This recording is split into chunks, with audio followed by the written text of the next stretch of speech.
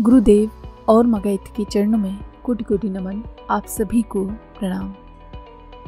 पूज्य गुरुदेव ने अपनी प्रवचन के द्वारा नवरात्रि साधना का तत्व दर्शन समझाया था।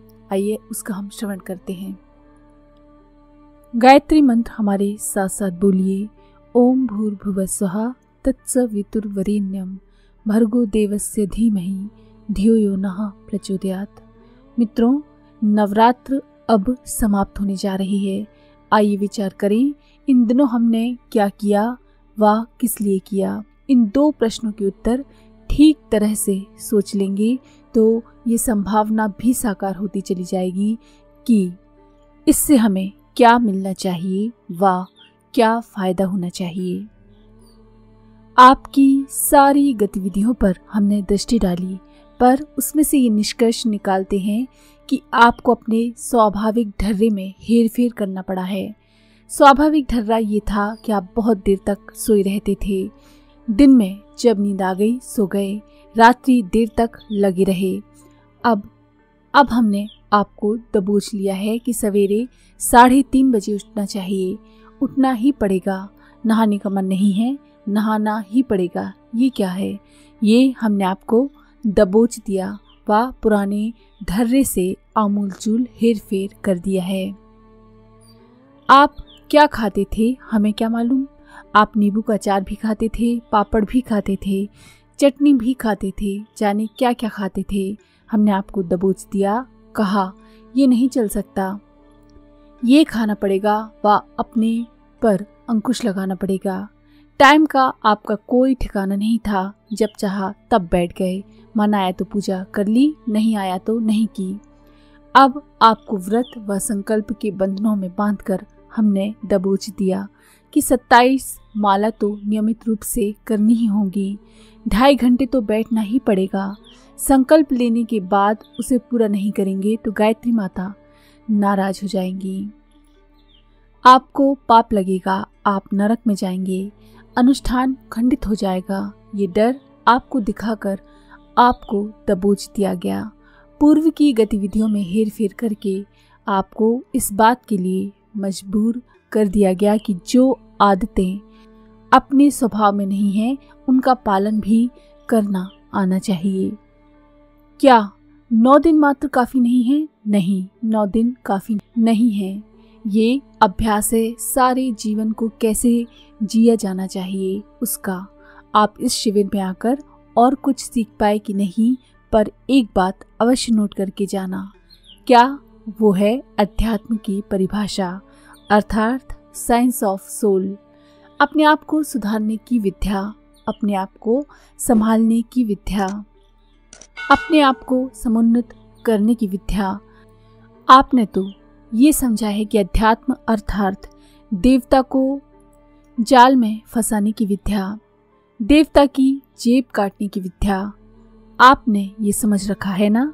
मैं आपको यकीन दिलाता हूँ कि आप जो सोचते हैं बिल्कुल गलत है।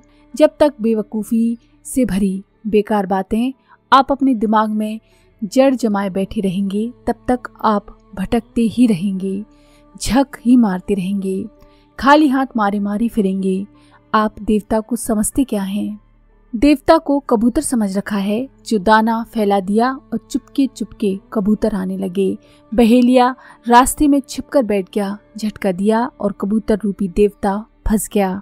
दाना फेंक कर, चावल फेंक कर, नैवेद्य फेंक कर, धूप बत्ती फेंक कर बहेलिए के तरीके से फंसाना चाहते हैं, उसका कचूमर निकालना चाहते हैं। इसी का नाम भजन है। तपश्चर्या साधना क्या इसी को कहते हैं? योगाभ्यास का सिद्धांत यही है। मैं आपसे ही पूछता हूँ, जरा बताइए तो सही। आप देवियों को क्या समझते हैं? हम तो मछली समझते हैं। आटे की गोली बनाकर फेंकी व बगुले की तरह झट से उसे निकल लिया। धन्य है आप, आपके बराबर दयालु कोई नहीं हो सकता। मछली को पकड़ा तो कहा कि बहन जी आइए जरा, आपको सिंहासन पर बिठाएंगे, आपकी आरती उतारेंगे और आपका जुलूस निकालेंगे। ऐसी ऐसी बातें करते हैं और जीवन भर इसी प्रवंचना में उलझे रहते हैं। देवियाँ कौन है? मछलियाँ। देवता कौन है? कबूतर। आप कौन है? बहेलिया। यही धंधा है। चुप, बहेलिए का मछली मार धंधा करता है, कहता है हम भजन करते हैं, हम देवी के भक्त हैं, हम आस्तिक हैं। चुप, खबरदार, कभी मत कहना ऐसी बात। इसी को भजन कहते हैं। तो हम ये कहेंगे कि ये भजन नहीं हो सकता। आप ध्यान रखिएगा।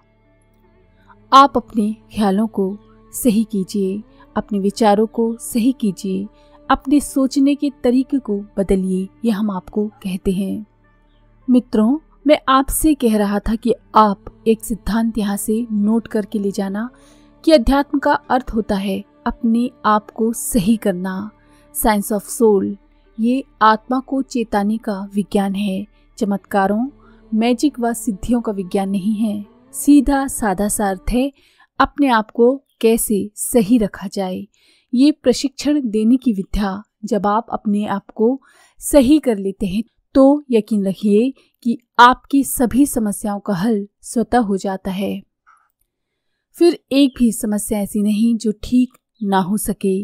आपकी सेहत खराब रहती है ना, चलिए अध्यात्म का मर्म समझिए व देखिए आप स्वस्थ होते हैं कि नहीं।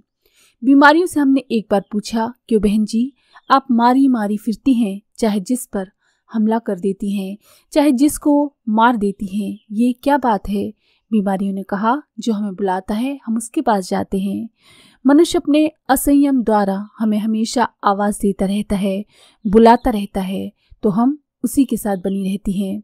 आपने देखा सुना, बीमारी कभी कबूतर के पास नहीं जाती, बंदर के पास नहीं जाती, सिर्फ आपके पास क्यों आती है? क्योंकि आप बुलाते हैं। आप दैवी प्रकोपों को बुलाएंगे तो वे आएंगे, व आप सौभाग्यों को बुलाएंगे तो वे आएंगे। आप कहेंगे नहीं, हम बीमारियों को नहीं बुलाते, दैवी प्रकोपों दुयोगों को नहीं बुलाते, तो ऐसा ही होगा। पर काम तो वही करते हैं जिससे बीमारी को आना चाहिए, वह आपके पास सतत बैठे रहना चाहिए।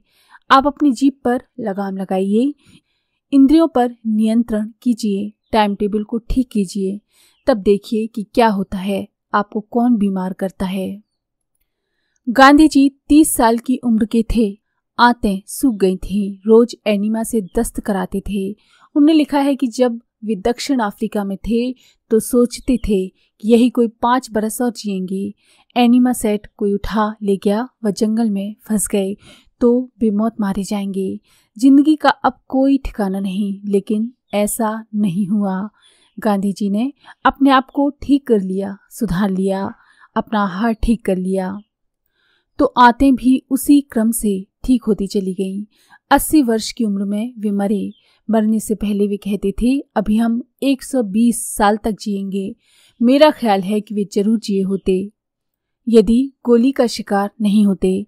जब गांधी जी की आंतें उन्हें क्षमा कर सकती हैं, शरीर उन पर दया कर सकता है, तो आपके साथ ये क्यों नहीं हो सकता। शर्त एक ही है कि आप अपनी जीभ को छुट्टल सांड के तरीके से ना छोड़कर उस पर काबू करना सीखें। जीभ ऐसी जिसने अपनी सेहत को खा लिया, आपके खून को खा लिया, मांस को खा लिया। कौन जिम्मेदार है? जीवाणु, वातावरण नहीं, आप स्वयं व आपकी ये जीभ। यदि आप इसे काबू में कर सकें तो मैं बीमारियों की ओर से मुख्तारनामा लिखने के लिए तैयार हूं कि आपको कभी बीमारी नहीं होने वाली। आज के लिए इतना ही।